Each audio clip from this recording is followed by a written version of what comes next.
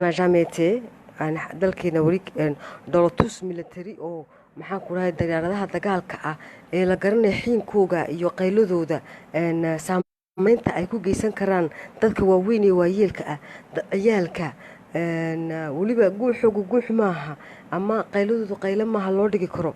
waa ta saamaynta weynee maxaan ku dhahay dalalka dagaalka ka dhaca dadku ay ku maxaan ku dhahay ay waxyeelo qalbigooga iyo madaxooga waxyeelo weeyaan diyaaradaha dagaalku markaa dolotuska ay ku samaynayaan ama ay ka fulinayaan guud ahaan caasimadda ee lagu ogolaaday ma la isweydiiyey saamaynta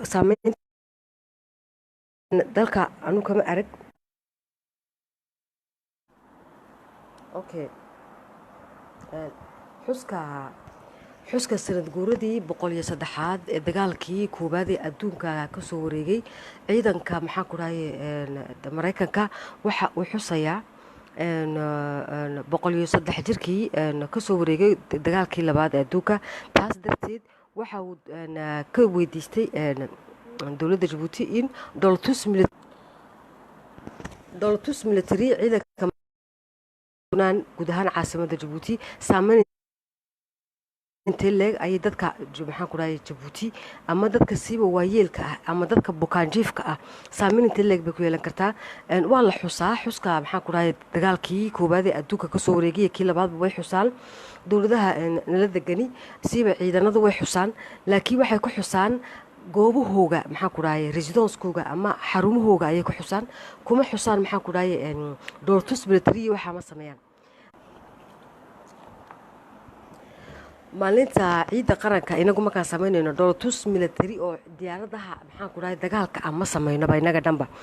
marka waayo diyaaradaha dagaalku saameyn weyn bay u geystaan qalbiga iyo madaxa dadka siiba dadka bukaanjiifka ah saameyn intee leeg bay yeelan kartaa ma isweydiiseen intii laynii soo gudbin waayo ciidanka Mareykanku dolotuska uu samaynayo sidaa uun maxaan ku dhahay ma samaynayo dowladda isweydiiseen dee ma istiraaheen saamayn intee leeg bay shacabka u yeelan kartaa siiba dadka waaweyn bukaanjiifka dadka dhakhaatiirta jiifa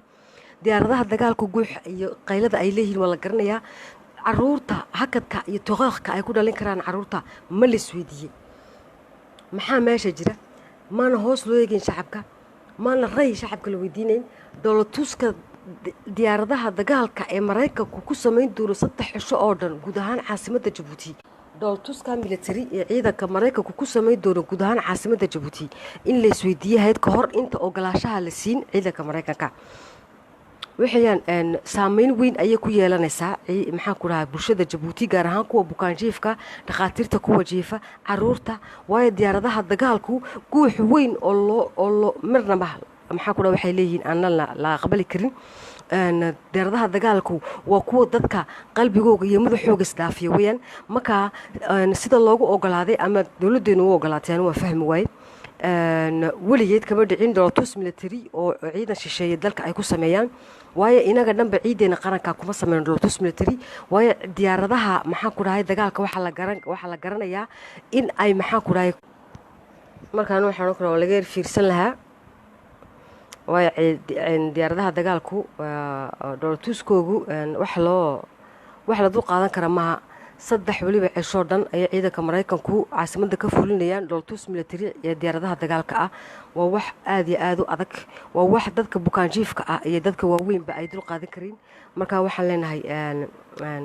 dowladeeda ka fiirsadaan bishan 12 ayay ka bilaabayaan dolotus military dolotus waliba diyaaradaha dagaalka ah oo guud ahaan caasimadda Djibouti dhex u dubulshaaxi doona donc ces parades militaires peut créer de crise cardiaque à des personnes malades ou vieilles donc in hoos loo eegata waa la oran karaa ama waqti waan haysanaa ku oran karno dolotuska xarumihiina ku samaysan jirteen ku samaysta aniga dhanaan la hadlaya marka ay xusayaan dagaalka labaad dagaalka koobaad ka saxaafad ahaan waan ka qayb gali jiray ciidanka Faransiisku markuu xusayo ee ciidanka Mareykankuba xarumahooga ayay ku samayn jireen iyagoo halka taariikhdii iyo dagaalkii sidoo u dhacay dadka halka maxsuunka ah uga sheekeynayaan sidii uun weligoodba ay samayn jireen maanta laakiin dolotuska military muxuu farinayaa muxuu la tusayaa muxuu noo sheegayaa waa mid inaan isweydiinay tahay maxaa keenay dolotus diyaaradaha dagaalka ah in Mareykanku 3 cisho dhan guud ahaan caasimadda uu ka fuliyo waa waa flu ma fahmayna anagu weligoodba xerooyinkoogii ku samayn jireen baaskoogii ku samayn jireen dadka invitaysan jireen sidaabayna ku socon jirtay dagaalka labaad ee adduunka iyo dagaalka koobaad ee adduunka ciidanka dalka degan way wala xusaan sanad kaste markaa sanadkan maanta maxaa keenay dhoolatus military in ciidanka maxaa ku dhahay dhoolatus diyaaradaha dagaalka ah guud ahaan caasimadda jabuuti 3 cisho lagu fuliyo kiiskii de nouveau weligood waxay ku xusi jireen xarumahooga toban maxaan ku dhahay invitation ama 10 macsuub ayaa ka qayb galay ciidanka faransiiska iyo ciidanka maraykankaba ka saxaafad ahaan markaa taariikhda ka sheekeeyaan waxbay sameeyeen habeenkaasoo dhan halkaa bay ku feeteeyaan